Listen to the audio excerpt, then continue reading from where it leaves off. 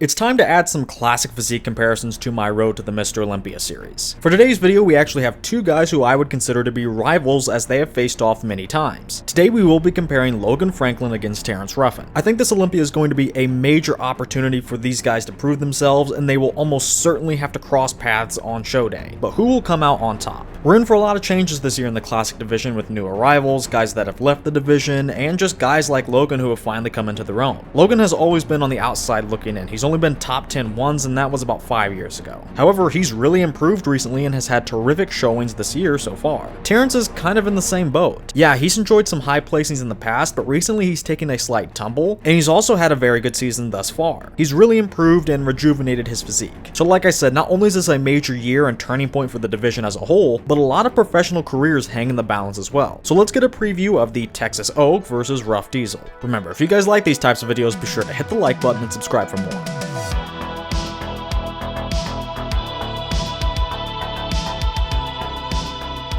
Sometimes when I do classic comparisons, I feel straight up retarded. Like a lot of these classic matchups, this one is apples and oranges, and they're both equally good too, so it's 50-50. And no matter what I say, about half of fans are going to think I am in fact retarded, but legitimately, it comes down to personal preference here. I don't know if this is objective, but I personally have Terrence here. I think the pose overall is a bit more balanced and flows more evenly. However, at the same time, Logan is the one with the better body parts. I do have Ruffin in the quads because I like the shape to the different heads over Logan's, but objectively, Logan has big and detailed quads, so who's to say he's not the winner? But some more truly objective wins for him come up top where he wins the lats and also the namesake of the pose being the biceps. Again, I feel like an idiot though because I'm just going to take a look at all those wins and still give the pose to Terrence. All in all, there's just something about this shot that I really like and I can't put my finger on it. And it really helps that this is classic physique. I think in open, Logan would probably stand a better chance with those better body parts, but since we're in classic, I like the overall execution, balance, and flow more on Terrence, which are weighted even more here. Besides that, all I can really say is that it's more appealing to me.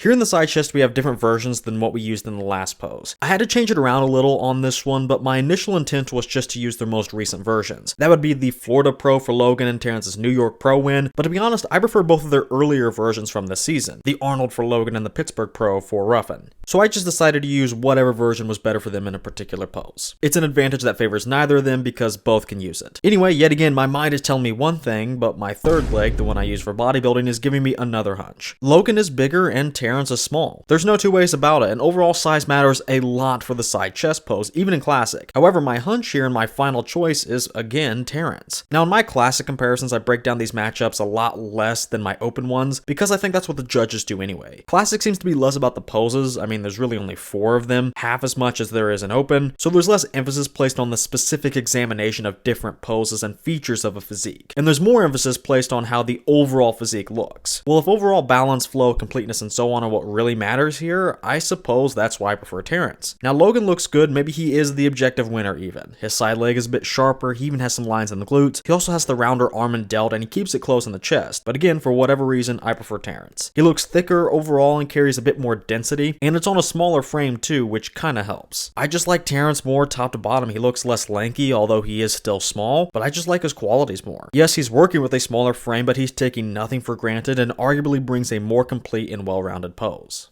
I know one of Logan's main critiques is his back, but I feel that he's actually brought it up a good amount. However, Terrence does have one of the best backs and best back doubles in the division, but I don't think Logan is getting lost here. He has some things that really grab your attention. He even wins in some aspects. Terrence, once again, is a little peculiar. He has one of the best rear double poses because it's one of the most complete head to toe. Now, Terrence is so good in this pose, and he has one of the best rear double poses in the division because it's one of the most complete head to toe. This pose really sums up why Terrence does so well as a whole. Yeah, he's small, the smallest guy in the top 10 probably, but that doesn't mean he's the least developed in terms of actual pound for pound development. Head to toe, you aren't going to find too many guys better than him in classic. Now, Terrence did so well in the first 2 shots because everything was there. Now, I do think they were kind of bland poses, but you really can't find weaknesses in them. However, his rear double is slightly different from those first 2 shots because it is like the other poses in the fact that everything is there. You can't really find weaknesses, but now everything is perfectly developed, all to a very high level. His back development is the best area on his physique, and it's like he had 7s across the board in those first first 2 shots, but now here he has 9s across the board. You have to give Logan some credit though. He's sticking out, and in a good way for the most part. He has some great details overall. His hams and glutes are peeled and dry, the upper limbs are separated and striated, and overall his arms and delts are better than Ruffin's. Logan's back also has a lot of crisp details and a grainy quality. However, his back does look a little flimsy, and it's also a bit narrow. Overall, while Logan's back jumps out because of all that detail, Terrence definitely does have the better back. Now, I did include 2 pics. The Pittsburgh version had better detail but less fullness, and vice versa with the New York Pro version on the right photo. For me personally, I prefer the Pittsburgh Pro version, so that's the main one I'm going to be focusing on here. But in both pics, especially the Pittsburgh Pro one, it's clear why Terrence is one of the best in the division here. On first glance, he does fly under the radar a bit, but when you try and pick him apart, you really can't. His back is thicker, denser, and even wider than Logan's. It's not as outright detailed as Logan's, but Terrence still has a great level of separation, no doubt. Honestly, I think Logan's back is kind of more classic, but I wouldn't say that's the best thing in this scenario. He looks like how Frank Zane used to. A ton of detail, but he doesn't have the modern level of thickness and mass that we've come to know. Terrence is a perfect blend of these new classic and old classic elements. And in the lower body, Logan is absolutely no loser, but legitimately Terrence is a mini Ronnie Coleman. Go back and look at Ronnie's glutes, if they aren't already etched into your mind like myself. Terrence has those same butterfly glutes and he's peeled. Again, Logan is a winner in his own right, maybe even an objective one. But since they're both so good, I think we can make the deciding factor that 1 in a million shape of Terrence's badonk. But anyway, what we have in the overall matchup for this shot is kind of what we've been getting. Logan stands out a lot, mainly for good reasons, but there are some weak points in there. For Terrence, he's deceptively just okay at first glance, but after really taking a look, you can't find a fault here. The X-frame in this pose is great, and he's balanced and developed head to toe. In the abs and thighs, I don't really have much to say. Both are great. They check both boxes of the pose easily, and they're both winners. However, I just prefer how Terrence looks in both main areas of the pose. I prefer the shape to his abs and the overall torso even, and Logan's quads are a little weird. They're bigger and shredded, so maybe you want to call him the winner, but Terrence has great cuts and development too, so again, the deciding factor is just the more pleasing shape.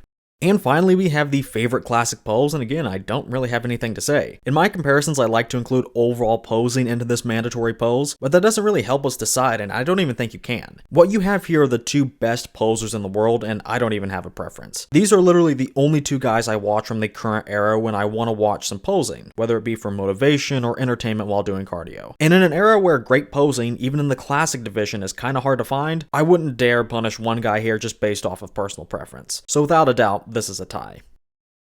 Alright, now, I don't do scorecards or even use a point system in my classic comparisons. Again, I just prefer to use the poses as benchmarks while I'm examining the whole physiques. But I will go ahead and tell you how I had the poses. I had Terrence winning all of the 4 of them that counted, with a bigger win being found on the rear double pose, but all the other ones were very close. Let's not get too caught up in those though, because I feel that these one-on-one poses are kind of arbitrary and classic. So what do I think overall? Well, Terrence is very complete, and that goes for everything. Condition between these guys is close, but they both have it. But I find Logan lacks some density in his physique and can even look a little lanky at times, where Terrence's compact look actually helps him a bit. He looks very filled out, not like an open guy, but he has really good per square inch development for the division, and every body part is developed. Logan has a case to win here too, believe it or not. The main thing that trips me up in rewarding Terrence against anyone is the fact that he's the smallest guy in the top 10. At the same time, his physique can feel a little bland. Logan definitely sticks out for good reasons a lot of the time, but there are some bad reasons too. But someone can look at these 2 guys and really want to reward Logan's standout features. I think Logan is pretty classic, perhaps even more truly classic than Terrence, as in Logan is bringing more of a 70s look. The lines and details are clean, but the physique is a bit lanky. However, that is just what guys typically looked like back then compared to now. But I think Terrence's look is very classic too, and more how the judges want it to be. He looks more like an 80s inspired bodybuilder than a 70s inspired one. Like I said earlier, he's a great mix of the old classic elements and the modern classic elements, and that's why he's my winner today. Not a whole lot sticks out about Terrence, I'm gonna be honest, but he doesn't really have any weaknesses besides overall size and stature. Some guys definitely just are big and complete enough to beat Terrence on those things alone, but for Logan, I think he lacks too much to coast on a superior structure and size for now. He needs a bit more density and thickness. He definitely has muscle groups that he can fill in. On the other hand, I can't really say Terrence needs to do any one thing except just get a little bigger, which he's been doing. All in all, Terrence is a better representation for what the division is now, and for what I think the judges want, and honestly what I want too. He's a perfect balance of old school and new old school. He's certainly classic, but that doesn't mean he doesn't have some of the best conditioned and even pound for pound development in the entire division.